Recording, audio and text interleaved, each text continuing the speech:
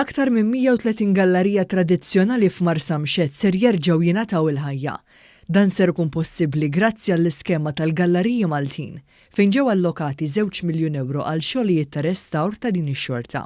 Din l-inizjattiva holistika li l-parti l-kbira tagħha hija ffinanzjata minn fondi Ewropej. Hija mmirata sabiex tagħti dera ġdida lil faċċati li jinsabu f'din il-parti tal-Belt Valletta. Ma' One News, is-Segretarju Parlamentari għall-Ippjanar Krista Ġu spjega kif b'dan il-fond ser ikunu mħarsa l-karatteristiċi li jagħtu identità lil dawn il-galleriji. Kull min għandu gallerija fir-residenzi, f'dar li sservi bħala residenza, allura qed ngħidu li mhux uffiċini iżda residenzi, jistgħu jibbenefikaw minn dan il-fond. Huwa fond li jistgħu jirranġaw il-gallerijiet tagħhom, gallerijiet tal-injam, kif ukoll gallerijiet miftuħin.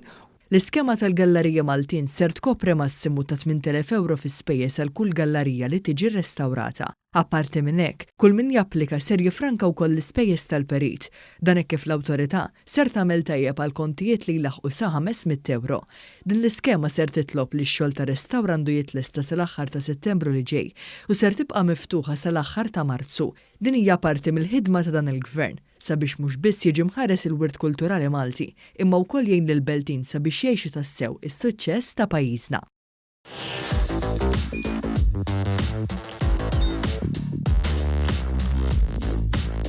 Idħol fuq one.com.mt u hemmhekk tista' tara l-programmi kollha li jxandru fuq One permezz ta' One Play.